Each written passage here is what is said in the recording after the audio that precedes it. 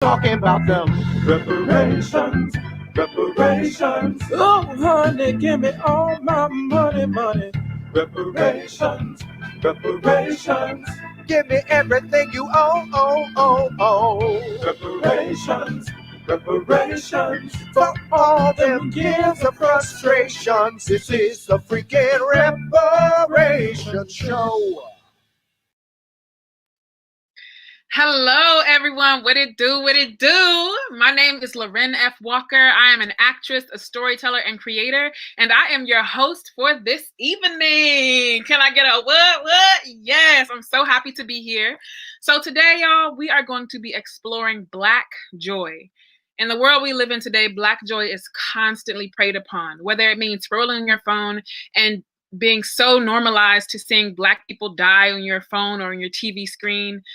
Our joy is constantly preyed upon. So I thought it was only fair and justified for us to explore Black joy. And the way I did that is I interviewed several of my family members on what brings them joy and how they maintain joy even in the midst of pain. Now, I have made a documentary, I guess. I made it all on my iPhone, honey. Baby, don't, this ain't Sundance, okay? I just got to let you know right now.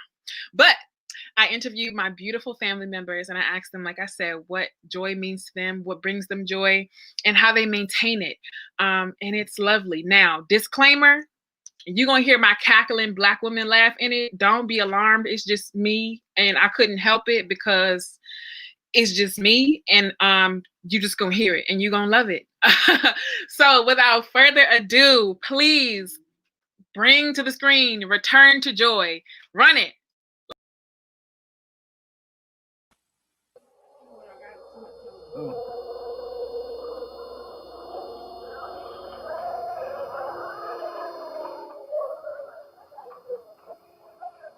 I am the goddess, the little Black child who managed to keep hold of light even when oppression blew strong.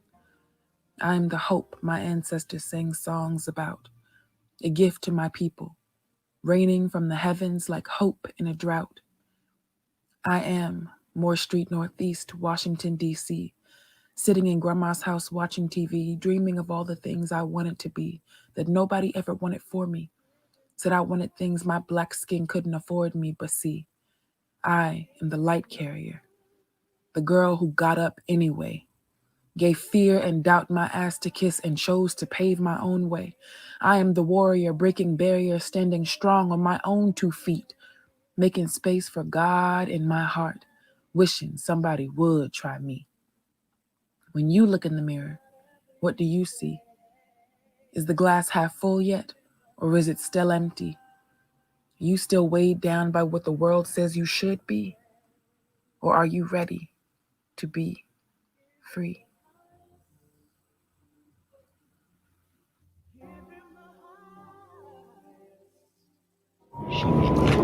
Joy, that is my mother's name. The woman who gave birth to me with every reason not to. What does it mean to have joy in this world? So full of hate, so full of pain. How can we hold on to it? Even in the midst of obstacles. Joy, sunsets, playground swings, family gatherings. How do we hold on to joy in the midst of pain? What brings me the most joy is that, first of all, I love God and my children bring me the most joy. Y'all don't know what I don't know what to say. Grandma ain't the one to talk there. I'm just don't get to this kind of stuff. You don't know why you ain't do it to your mother. The joy is the one to talk. I don't talk.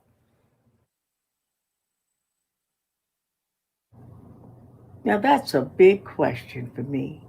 But it's very easy and simple to say that just knowing that my children are alive and well and they're doing well. And what are some things that threaten your joy? What threatens my joy? What threatens your happiness? Really, nothing really threatens my happiness because I put my trust in God every day to take care of my children. And knowing that God has them in His hands, and I thank God for that. In the moments when you get worried about your children, specifically because I live in New York and I'm up there and I don't have any family up there, when you get worried about me, what do you do? I pray, and I thank God that I do trust God for my children's welfare. And what else do you do when you get worried about me? I call every 5 minutes.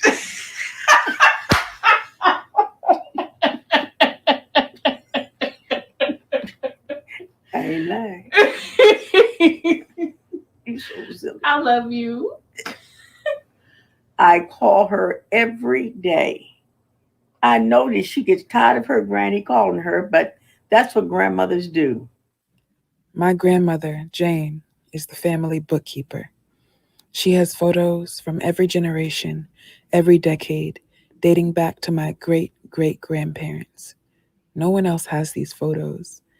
She keeps pictures of family decorated all throughout her house in intricate frames, memories of people she will never forget.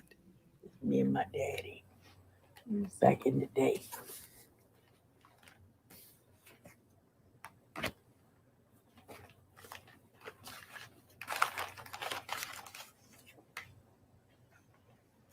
Look at you. At Chuck E. Cheese. Pony ride. Wow. Let me see. That's you and your first pony ride. And this is the picture. This is Jack. This is what I was telling you about.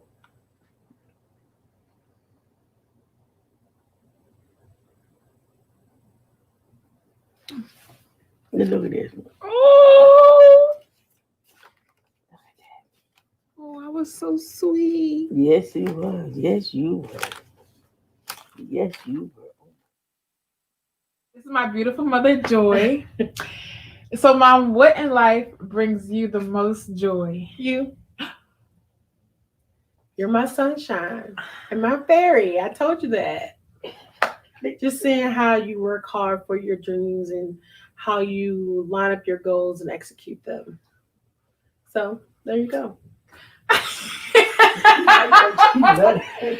And she can't even she's never been able to take a compliment, guys. And what okay, what have been some obstacles in maintaining your joy? I mean, I think it's just a part of life. You go through trials and tribulations to help you appreciate what you have. And that's your family, your kids, and just your own sanity. It's just, I think obstacles are meant to mold you so that you will appreciate what you actually have. Sometimes it's very important to center yourself to appreciate those things. And in difficult moments, how do you find your way back to joy? What are some things Pray. that you do? Okay. Hard and alone and meditate and say no. It's very difficult for me to say no. Anybody who knows me knows this is true. I like to think that I can do everything, and the reality is no one can do everything but God. And sometimes He has to slow walk you so that you appreciate that only He can do everything. And He does place angels in my life to help me along the way. And because I know I have a great relationship with God, it helps me appreciate those things, So that helps bring me back to myself when things are difficult. I always look for the silver lining. I believe that it's okay to be upset. It's okay to be down, but not to stay there. You can never stay. It's okay to have those moments. It's okay to be angry and upset, but you cannot stay there. Don't have no pity parties for more than 5 minutes. After 5 minutes, I think that does yourself and God a disservice for everything that He's brought you through to get you to where you are. So you have to appreciate those things. Awesome. That was all the questions. Well, there you go. And this is Grandma over here. No.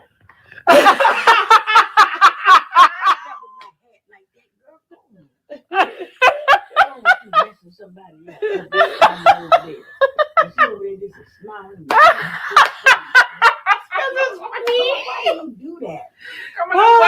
Don't worry. Pretty it's pretty. You pretty, That's what girl. she told me. You just gorgeous. Look at them cheeks. Look at them cheeks.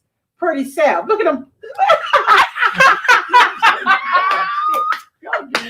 You go ahead, doll her up, and then get me coming look like Clarabelle. What's wrong with you, girl? Oh man, Let the phone ring. I ain't said something that.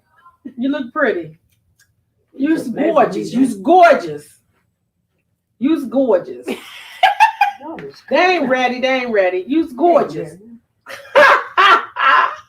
You's gorgeous. What brings you the most joy? Well, my kids, for sure. My family. I wouldn't trade my kids for nothing in the world. I don't care.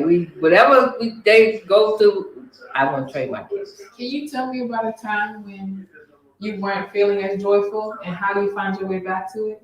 Like, tell me about a time maybe it was like a very difficult time for you and how you find your way back to being happy. Well, see, when my dad died when I was young, I was like 10. My dad died when I was 10. And I remember somebody said something to me and said something about my dad, man. I used to literally go off. I'm ready to beat up the world. You say something about my dad? And my sister be saying, he wasn't all that. I mean, that's to them. Whatever went on with them, as far as I'm concerned, he was the man. He was my dad. I was my dad's right arm, as far as I was concerned. One thing I didn't never let nobody determine my opinion, what I think, what I see, how I see it. I'm just going, hey, that's what I think. What you see, because everybody see things different. Again, I'm sitting up there, I'm looking at you. Somebody might see something entirely different than you. So I'm like, come on now. All eyesight's not the same. What would you suggest with so much craziness in the world? And you know, this year it's like depression is at an all-time high. Oh yes. What would you suggest people do to find their way back to joy? All I can say is just you got to reach out and talk to somebody. Better be somebody that you don't mind talking to, because I ain't gonna let nothing depress me. I ain't gonna let nobody let me get me down. You know why? Because life too short. So this is my aunt and uncle. Yes, they are newlyweds, and their names are Dr. Charles and Jessica Grant. So my first question is, what in life brings you the most joy? So for me, it's family. That was easy. Okay. Family brings me the most joy every time I come home. I like to spend time with my family, with future family, or treat new family. It's just amazing. So it's family. Awesome. And for me, it's very simple. It's things like fresh baked goods or being able to grill. You know, I grill very well, and I like grilled foods. You eat the meats, all the meats. You know, but those kind of things like kind of help me decompress throughout the day. I also play video games too. That kind of helps with those smaller things. You know, as far as like the day, like with that. But what really actually just gives me throughout joy is professionally is being able to help people. Like they come to the emergency department on their worst day of their lives. And you don't want to be there, but being able to help them, find their way, or at least the next step, and explain things to people in a way that they can understand. That gives me enough joy to get throughout the professional part, at least. So personal and professional. Awesome. And what have been some obstacles in maintaining your joy? Whether it be with your family or professional, or like, dang, I just really want to go home and bake goods. What are some things that you encounter every day that keep you from achieving that joy daily? Well, I live in California. My family is mostly in DC. And then now we got family kind of, in Washington and Georgia. So, being away from family, in addition to family, also professionally being a physician and being able to help people is also very important to me. So making that sacrifice to be somewhere to work or to study, knowing that it's going to take away the time with your family. You kind of just got to find that balance. Right now, that's the biggest obstacle for me, being with my family, being in California and being in training, because they demand a lot of your time and they own you. So, so you don't get to say when you get to see your family. You go based off of the schedule that they tell you. So, yeah. Yeah, I mean, balance is the true adversary, you know, even when it comes down to just personal and professional time, you know, and when I say time, that's really the biggest obstacle, because that time needs to be balanced. You know, it's between, you know, being able to decompress and also getting other life things done, like getting married and planning those kind of things, or, you know, or being able to do the honey-do list, you know, those kind of things too. You know, but on top of course, decompressing for yourself personally. Final question is, throughout these obstacles, how did you maintain joy, or how did you find your way back to joy? It's efficiency. You know, it's being able to decompress or do these things in a very efficient manner.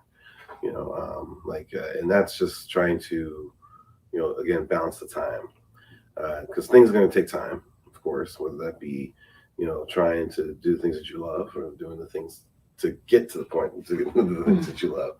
You know, so if you work hard and you work smart, you know, versus, you know, killing yourself and taking too much time to do things, you're not going to be able to do the, you know, personal things to actually balance your life, even at work too. It's the same thing. It's like, I'm an emergency department doctor, so efficiency is everything. If I can get through a workup and help people as quickly as possible, I can get to the next person, and then the waiting room is empty at that point, and you've done your work. You know, and that's the efficiency side of things. That way, I have more time to talk with patients, which gives me joy. See, it's a whole cycle. You know, so that's kind of how I balance it in my head as far as life goes. Well, for me, every day is different. Some days I feel like I have less balance and I'm not doing things that brings me joy. And then other days I'm pretty stingy with my time and I'm like, wait, work's gonna have to wait. I need to talk to my family. I need to decompress. I need to spend time with my fiance, now husband. So it's just like you have to, especially being in healthcare and being a physician, like they expect for you to always be available. So you have to make the time yourself. You have to kind of demand it for yourself. And then being in training is a whole nother beast because they don't expect for you to do anything else but work. Which is unreasonable. Right, which is unreasonable. And we fight against it. So it's, you know, being intentional in what you do, how you spend your time, and saying no, even if it's to yourself in your head, like, no, I'm not going to check these messages right now. I don't care if it seems urgent for them to get this paper. I'm going to spend this time and do something for myself. I'm going to talk to my family. I'm going to spend time with my loved ones. And, you know, the work will be there. Sometimes you got to do it. The work is going to be there. Sometimes I do spend more time on work than I want it to, but sometimes the work is going to be there regardless. So some of the hardest lessons of learning how to be a professional or, you know, very efficient or good professional is being able to say no. Yeah. You know. And what about joy? What brings you joy? What brings you supreme like happiness or excitement? Gabby. Mm-hmm. Yeah. It's just look at her and be like, all right, you gotta do everything for her. Like, you just gotta make it work. You just gotta figure it out. Mm-hmm. And I figure it out. Describe a moment to me or something that happened with Gabby that made you feel really joyful. I guess she's so silly. So when we get to like be goofy together and just laugh and just, she's so innocent. You know, kids are innocent. So she just bring out funny, goofy side and just, I don't know, fun. And she's obsessed with lip gloss. Yeah. So she was trying to take my lip gloss off my lips by giving me a kiss. Like, give me a kiss on the cheek. She said no, on the lips. She wanted my lip gloss. Now, being a single mom, Gabby stresses you out sometimes, as all kids do. So when she stresses you out, how do you find your way back to feeling joyful? Forgiveness is very important because throughout the day, it's so many things that she do, but I can't hold on to it. She's a child, so she doesn't know. She knows right from wrong, but she's not understanding, and I have to teach her in why. I have to teach her so she can understand.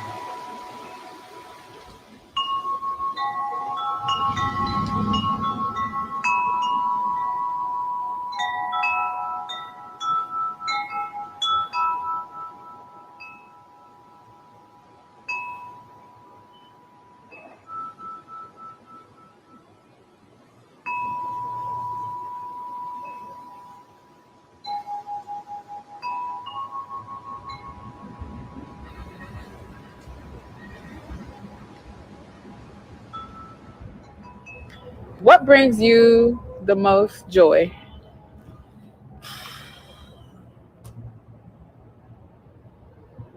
Being alive, spending time with you, making music, inspiring this culture, and teaching the youth. What have been some obstacles in maintaining your joy? Consistency. Um, there's been doubt. There's been some doubt that throws itself here and there, but I think that just having a supportive like source of people around you, like you, like really my back and bone when I start having doubt and stuff. So, um, consistency, doubt, and that's it. Because the discipline is already there. I'm already disciplined, but just being consistent and removing my doubt, it'll create so much more opportunities. And when you do come across obstacles, how do you find your way back to joy? I pray. Just turn everything off, turn my phone off, delete Instagram, and I pray. Because really, it's really all in God's hands, and it's really in my faith within God that's really keeping me creating, keeping me, passionate about what I love doing. So I say God always grounds me back.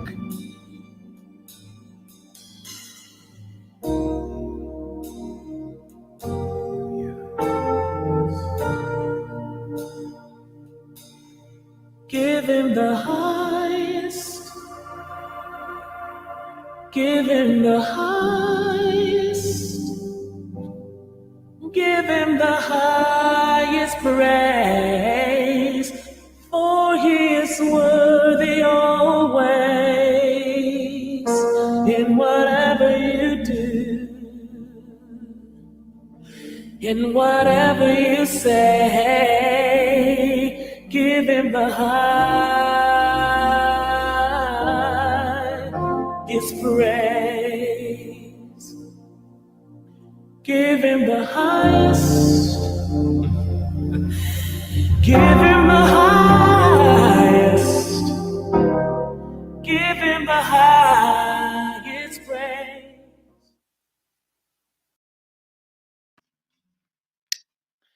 Woo! I love them people. I love them people. I come from such a beautiful family that has taught me how to make things work, even when it seems impossible. So for that, I am endlessly grateful. And I hope that this video that highlighted our joy and how we constantly return to joy, I hope it makes you joyful, and I hope it helps you. Now, I would like to introduce my effervescent mentor and inspirational Instagram chef, because he be cooking, Kevin R. Free. Where you at? Where you at?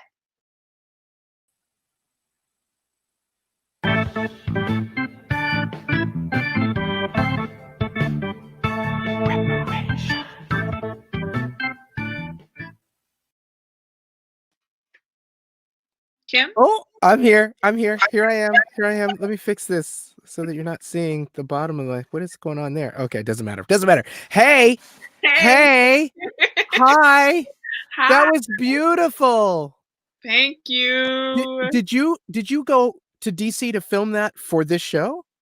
Yes, I was in DC last week at my aunt's wedding, and I was like, I want to do something special. And You were in the room with them and everything? Yep. Oh my gosh. Oh, I I was want to go see my family. I know.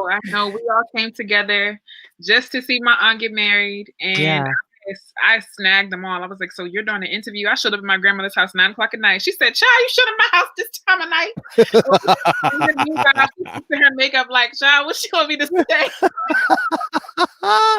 Oh, I love those people so much. I loved seeing them. I loved seeing where you came from. I love that. So as you know, every week I do a little segment called This Week in Reparations, and sometimes I'm prepared for it and sometimes I'm not.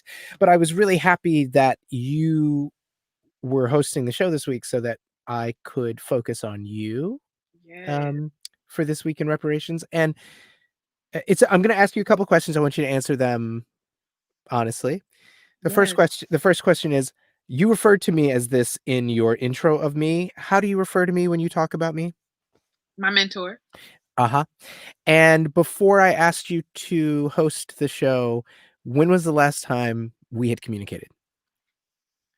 I think it was one of our birthdays. Maybe an Instagram comment. Okay. All right. But about career stuff.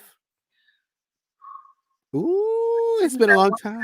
At the PAC on 42nd Street by that theater, underneath that theater, but now that PAX is gone. So it was some time ago. It was some time ago. That's right. And so Mhm. I just sort of, I wanted to say, when Ares and I created the Reparation show, the one time that I hosted the show, I talked a lot about how, as a queer Black playwright, sometimes I forget how to comfort Black women or how to represent them, or I'm not representing them well in my work, and that my journey towards reparations is repairing my relationships with Black women.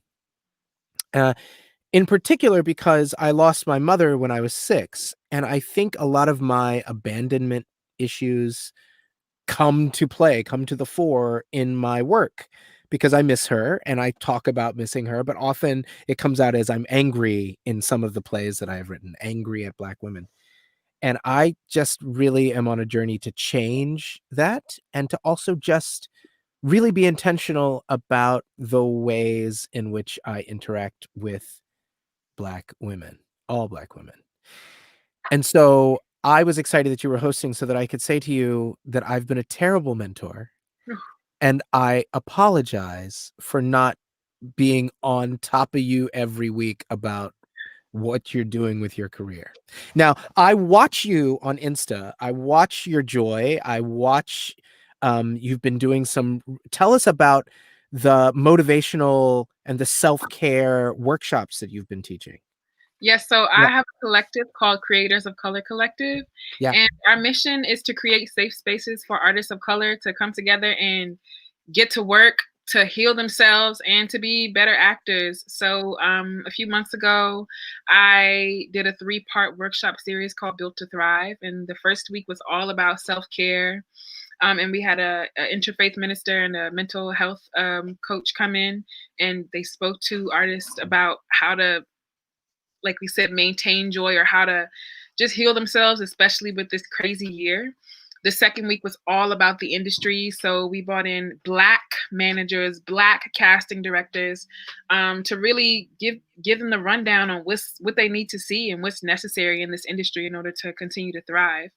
And the last week was an open mic, and we gave artists the platform to get up and perform and share their work. So I love that so much. I need my community, and I try my best to advocate for them and create spaces where they can shine and better themselves just like I want to.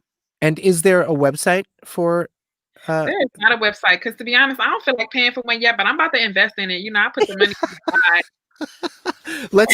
Let's talk after the show so we can talk about how to make that investment. Yeah. And say the name of the organization again, of your company. Creators of Color Collective, and I will type it in the chat. Yeah. Okay. Morgan, it's Creators of Color Collective. If people Google it, will they be able to find you or find anything? They'll be able to find the Instagram page. Oh, that's wonderful. Great. So there it is on the screen for everybody. And what is the Instagram handle? Creators of Color Collective. And that's it right there. Oh, good. Great. Great. So Morgan, you see that, you can put that up there anytime.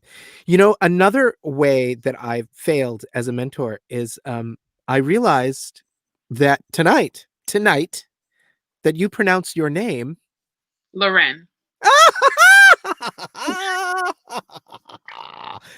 I feel when I heard you say it, I thought, oh my God, oh man, oh, I'm the worst. No. So I am really, I can't. I'm even more excited about your name now that I know that I can pronounce it like it's French. Yes. Laurent, Laurent. Laurent. Oui, oui, oui, I need Laurent. all the bougie. Give me all the bougie. You know, I am the king of the bougie, as a I matter of fact. know. I This is can't. why you're my mentor. This is why you were like, I remember when I got the email from someone saying, Loren F. Walker is looking for a mentor. Are you interested in talking to her? And I said, yeah. I mean, I don't know. Sure, yeah, okay. And then, but what I said back was, she needs to know that I'm bougie. So Yes. if that's going to be a problem, then she might need to find another mentor. You were perfect. I So, knew it. I just first sandwich date. I knew it. Well, so okay, so what we have to do now is establish a set time bi-weekly, so that's every other week. Okay. For us to check in. We just have to figure that out and do it. And the check-in can be FaceTime like we did yesterday. The check-in can be texts. And also, I need you to know that I will be there for you if you need me. Thank you. I mean, shortly after we met, I think I started to solidify my persona as Uncle Kevin to many of the people that I work with who are younger than you. Mm-hmm. And so I think I'm much better now at the quick check-ins than I was back then. Yes, and I'm much better now at reaching out. So it is not all on you, because sometimes I have this thing where I'm like, I can do it and I'm going to figure it out, and I don't need people. But as I've grown, I'm just like, Yeah. you know, it's okay to reach out and be like, help, you know, it's okay. So it is all on you. Well, okay. That's not anymore. Not anymore. Now that I've apologized, it can't be all on me. It's not at all. But I mean, not to absolve myself at all. But you should know that I want to spend time with you. I want to watch you grow. I watch you on Instagram. I appreciate you so much already. So know that even if we don't see each other in the physical realm, that we will always be seeing each other in this virtual realm. And the number of people who reach out to me who ask me for things, and I just know that they're not all people that I love like I love you. So you should know that you can reach out to me. I in no way want to replace all those beautiful people that we just saw in that beautiful documentary, in no way, shape, or form. But I want you to know that I am here for you. And also, I want to thank you so hard for hosting the show tonight. For bringing your family. I think you're the first person one other person brought family, but not as many family members as you did to the show. So it's the first time that we've had this big family element on the show. And I'm excited to see what our next video as well. So I think I'm done talking to you. I'm going to go cry in the corner and eat my salad. My salad that I showed you in my stainless steel bowl. With the croissant. Yeah. Y'all, I think y'all need to, if y'all don't know already, Kevin is a master chef. Like, please follow his Instagram and look at all his bougie plates on his red plates. You know how he likes his red plates, okay?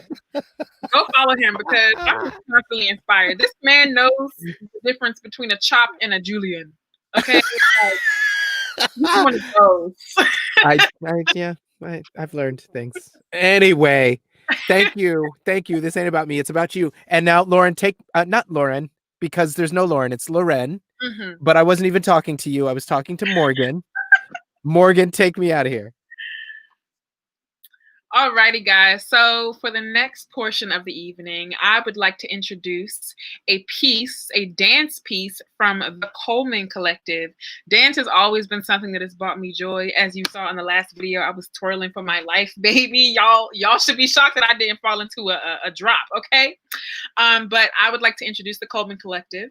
The Coleman Collective is a multidisciplinary performing arts nonprofit organization founded by Kane A. Coleman, Charisma Glasper, and Matthew Perez, aiming to sustain cultural enrichment and artistic opportunity.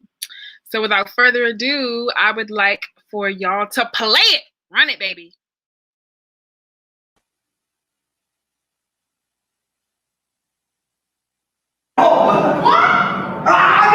The devil. But God suits these for something else. Good use on your sugar plantation, or your tobacco farm, or wherever your heart so desires.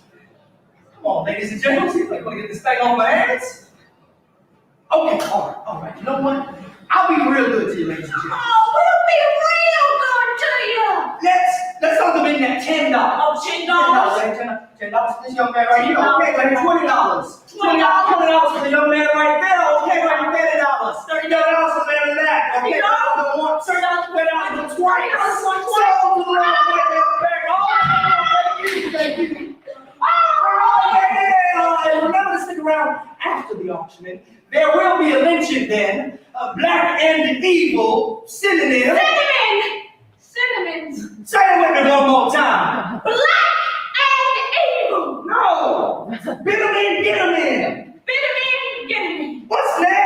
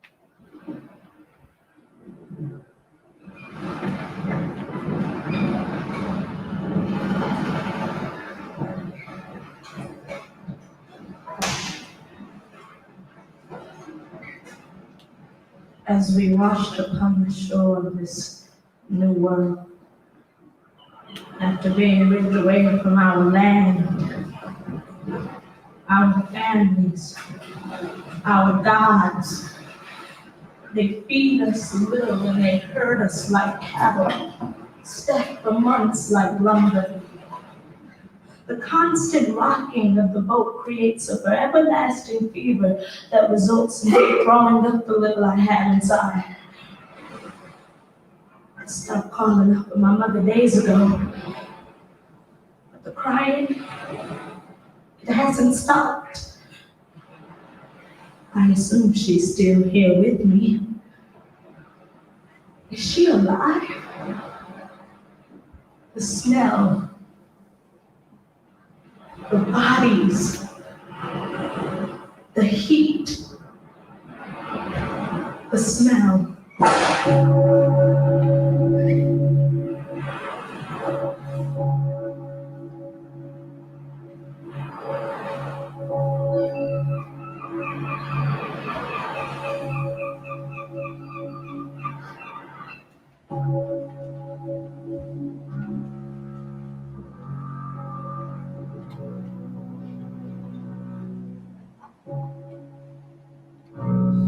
Southern tree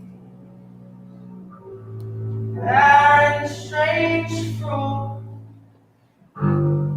got on the leaves and blood at the roots. Black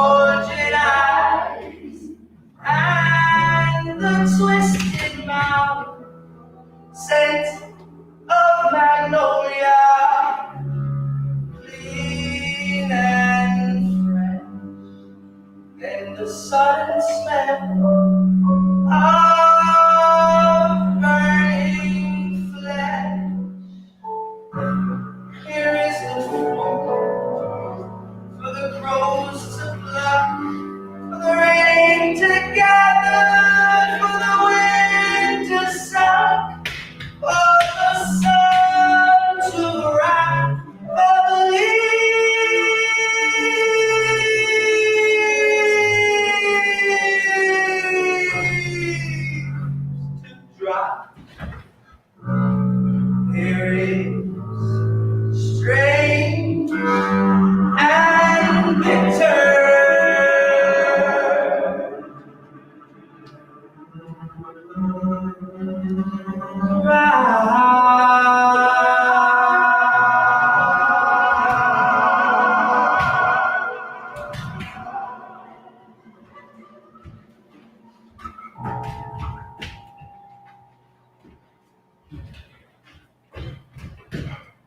It's really unique, you know? It's very out of the box. I thought that it was very creative the whole way through. Oh my God. It was like a cinema. It was like an old movie. It was divine. It was divine. I mean, I saw these men with these, the quadriceps on them. All those striations, I could not get over the body. The women were just, beautiful. I always joke with my kids, why not call you what it's up? You said everything. To see that that's doing what they do and all those striations. Sometimes I wonder if they know how lucky they are, and those are the whole troop. They dance so well together, and they're looking at each other, they're smiling, they go up there and something special, just, it's really something, for time work, beautiful, glamorous. I always joke with my kids, why should a body like that? Get everything. Self-work. I mean, the whole group, they dance so well together. Smiling. Oh, hell no. Oh, hell to the no. No, let me think any of this is for your enjoyment. When them same niggas on stage got double or no employment. We ain't holding the arts, let alone black arts. You ain't feeling the heartbeat of our streets. My gyrations ain't to make you hot. My power ain't hit just to make you hot.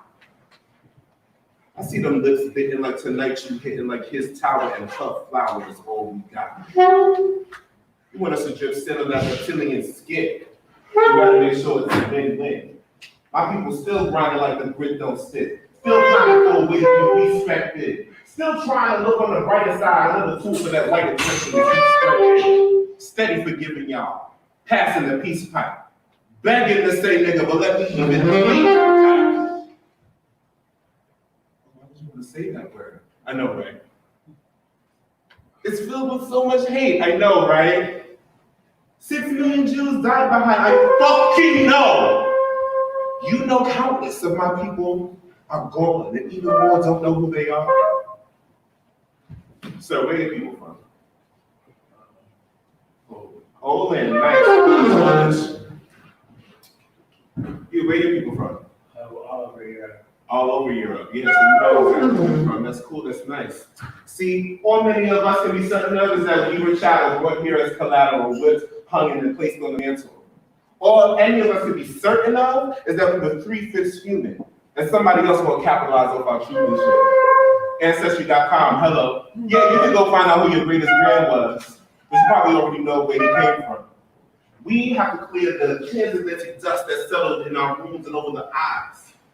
This is where the good part with y'all, the pockets and the color kettle black. My niggas is trying to make a stack.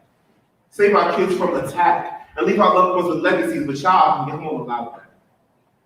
Yeah, I said aloud. Yes, we're under thumb, because everyone living this system is numb. Trayvon, Sandra Bland, Mike, Freddie, James, do I really still have to say all their names? Did y'all forget that quick? Is the media that slick, or will you just fade in the pain, treating us to a fucking trick? A black man shot up an older black man on Facebook Live. Now y'all really can say black on black crime. Y'all hold up your people even after conviction, but as soon as we found out the old man was into youngers, we stiffed him. Not to excuse him, just to show y'all who's truly inferior. See, we always been morally superior. So buy my new album, A New Kai Genesis, or shut up. Pay these dances, or shut up. Send us all on tour, or shut up. Pay the fucking poor, or shut up. Because if it's the artist you truly love and not the Black Bible as usual, you make sure our shit is visible. Doctors don't know New York was killing me. Bunch of doctors running around, they don't know that New York was killing me. Well, I need to go home and take it slow down in Jackson, Tennessee.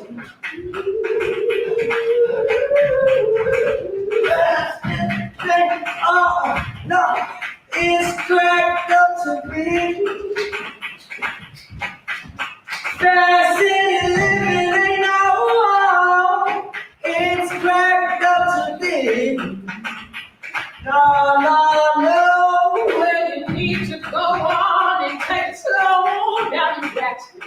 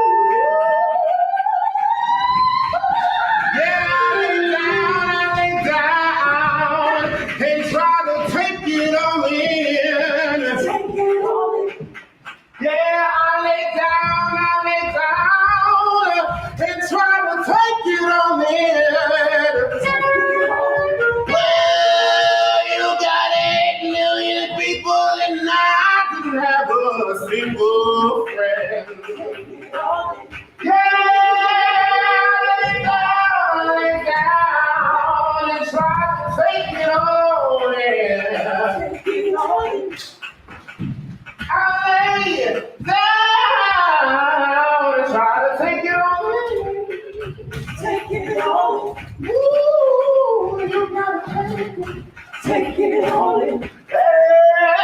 You gotta take it. Take it all in. I'm gonna take it, yeah. Take it all in. Take it all in. Take it all in. No, I'd love to figure out if we can see that again, you know? Who's your brother's full name? Where did your mother live? What year were you born and where were you born? Actually, I was born in 1943 in a hospital. At a hospital just for black people. Do you know where, What was your address at Churchill? that was still on, not a girl, that was still a girl. But do you remember where the water and stuff is? Do you understand what I'm talking about? So, right. So I had moved on here. Riverside. Right. Yeah. Riverside Drive. What you talking about? How was it growing up as a black woman? It was bad. Black women couldn't do anything. What you mean black women didn't do They anything? didn't do anything. They be careful what they do. And skinheads and all those people. What does racism mean to you? Well, it was pretty bad. Schools were segregated. You couldn't eat at some at restaurants. You could go in there and pick up something. White people would sit down, but you couldn't. And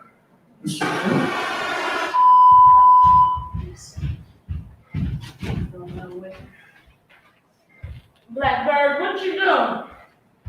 Huh? Cause your mama's name was Lonely, and your daddy's name was Pain. And they call you Little Sorrow, but you know what? You'll never love again. Thinking you gonna fly somewhere. Blackbird, you ain't going nowhere. Talking about you want to fly. You ain't never gonna fly.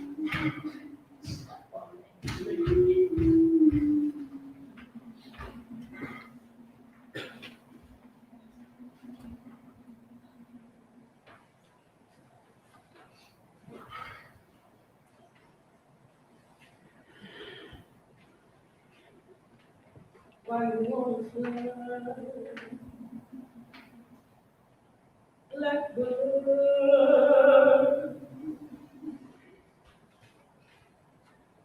you ain't never gonna fly.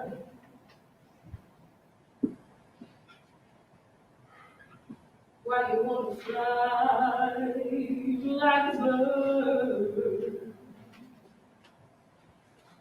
You ain't never gonna fly. No place big enough for holding all the tears you're gonna cry.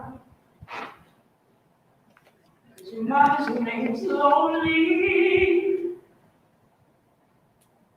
and you're just missing.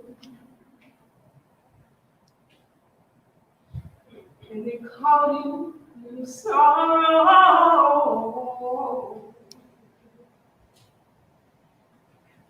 'cause you never love again. So why you wanna fly, blackbird?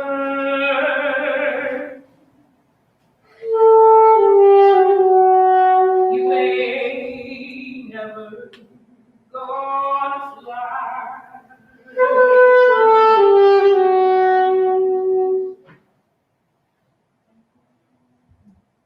You ain't got no one to hold you. You ain't got no one to care. If they only understand me.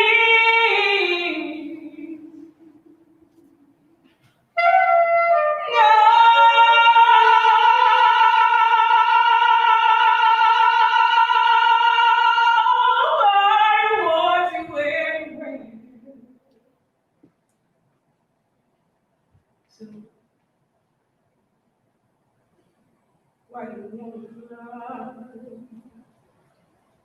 blackbird?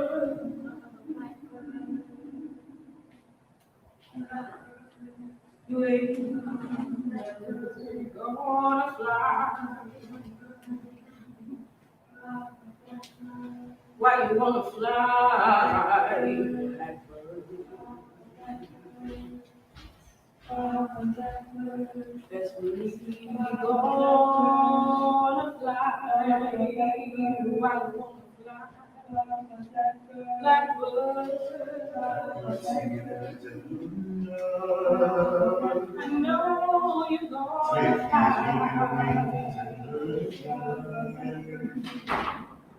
Blackbird singing in the dead of night. Take these broken wings and learn to fly. Blackbird singing in the dead of night. Take these broken wings and learn to fly.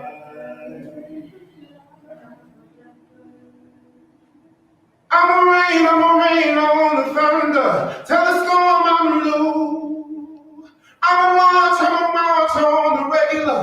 Paint the white flags blue. Lord, forgive me, I've been running blind and true. I'm a rain on this bitter love. To the sweet unknown. All right, okay. I got a special sale for you, okay? How about 2 for 1? No? Maybe you? Oh. Niggas screaming, Abe Lincoln. Fuck that. I want a chariot for Harriet, no charity, no hubcaps. Keep your penny shit, friendly Rosa Parks. It's a journalist, the truth, tell them, so they know it's ours. I invented this shit, bitch. Look down at the ground that you walk on. Thanks for the language to teach the tongue. And these fucking man-made track beats to talk on. Fucking first to be forgotten and forever forlorn. For nothing, nothing but some war porn. Please, big stops, it's corny, sloppy seconds for me. Popped out of the burning head, Lord, please, so used to make it working out. We can blow the this is glory. Niggas screaming, Abe Lincoln. Fuck that. I want the chariot for Harriet, no charity, no hubcaps. Keep your head straight, friendly Rosa Parks.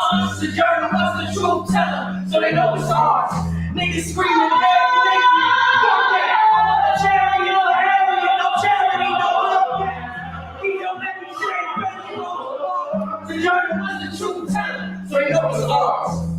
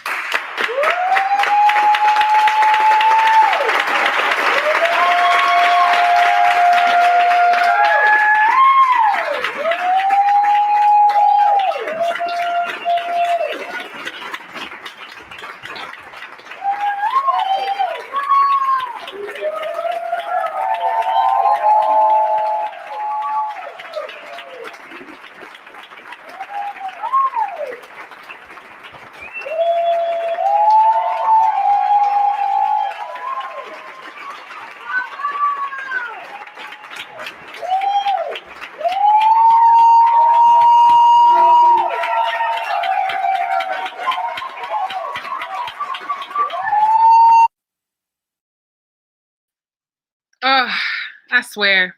That piece just made me miss live theater and live performances more than ever. A special thank you to the Coleman Collective for all their hard work and beautifully done performance. Also, guys, I just want to thank you for rocking with us tonight on the Reparations Show. A very, very, very, very, very special thank you to Morgan, to Nyla, Erez, Joey, and of course, Uncle Kevin. So thank you guys so much for tonight. I hope you have a blessed weekend. And yeah, we'll see you next week on the Reparations Show. I'm Lauren F. Walker. Peace.